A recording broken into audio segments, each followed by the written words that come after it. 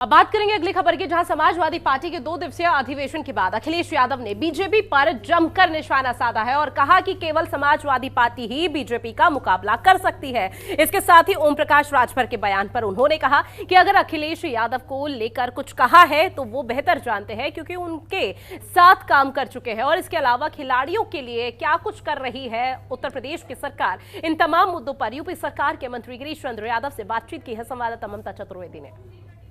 इस वक्त बातचीत करने के लिए हमारे साथ मौजूद हैं उत्तर प्रदेश सरकार के मंत्री गिरीश चंद्र यादव जी। सबसे पहले सवाल अखिलेश यादव से जुड़ा हुआ है। राष्ट्रीय अधिवेशन में 2 दिनों तक चला, उसमें राष्ट्रीय अध्यक्ष चुने गए और उन्होंने कहा कि 2024 में तमाम दलों को एकजुट करेंगे और कहीं ना कहीं भाजपा को चुनौती देने की बात कही है। तो क्या आपको लगता है कि समाजवादी पार्टी 2024 में आप लोगों के लिए एक बड़ी चुनौती हो सकती है उत्तर प्रदेश में? देखिए, वो भारतीय जनता पार्टी के कोई बड़ी चुनौती हो ही नहीं सकते, क्योंकि उनके पास जो है राष्ट्रीय अध्यक्ष और प्रदेश अध्यक्ष का कोई नया चेहरा ही नहीं है। वही राष्ट्रीय अध्यक्ष हो गए, वही प्रदेश अध्यक्ष हो गए। तो जब उनके पास कोई चेहरा ही नहीं है तो वो बीजेपी का कौन सा मुकाबला करेंगे। ये चेहरे विगत 2012 से लेके 17 से लेके और 19 से लेके 22 तक के चुनाव में रहे। इनके नेतृत्व में समाजवादी पार्टी ने चुनाव लड़ा, जनता ने नकार दिया है। तो वो भारतीय जनता पार्टी के लिए कोई चुनौती नहीं। इसके अलावा यदि ओम प्रकाश राजभर की बात करें तो उन्होंने कहा है कि अखिलेश यादव ने हमारी दोस्ती का फायदा उठाया है, साथ ही कहा कि हम दोस्ती निभाना जानते हैं तो दुश्मनी भी। ये बात ओम प्रकाश जी ने कहा है तो कुछ सोच समझ के कहा होगा। निश्चित रूप से उनके दोस्ती का उन्होंने लाभ उठाया और चुनाव में लाभ उठाया, जिसका लाभ लिया। नहीं तो अखिलेश यादव के परिणाम और कुछ होते, उनकी जो सीटें बढ़ी हैं वो और कम होती। अगर ओम प्रकाश जी इस बात को कह रहे हैं तो स्वाभाविक रूप से वो कोई सामान्य बात नहीं कह रहे हैं, बड़ी बात कह रहे हैं।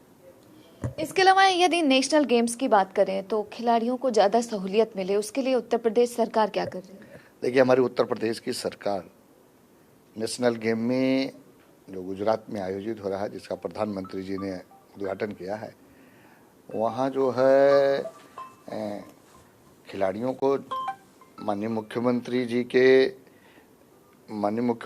के आवास से, कालिदास मार्ग से हम लोगों ने वो नेशनल खिलाड़ियों को उनको सम्मानित करके उनको गुजरात जाने के लिए भेजा है।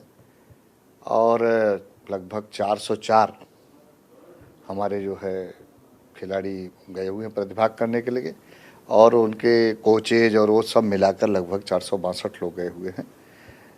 निश्चित रूप से माननीय मुख्यमंत्री जी ने एक बहुत बड़ी सौगात दी हमारे खिलाड़ियों के लिए। खिलाड़ियों को पहले स्लीपर क्लासेस में जाने की व्यवस्था थी।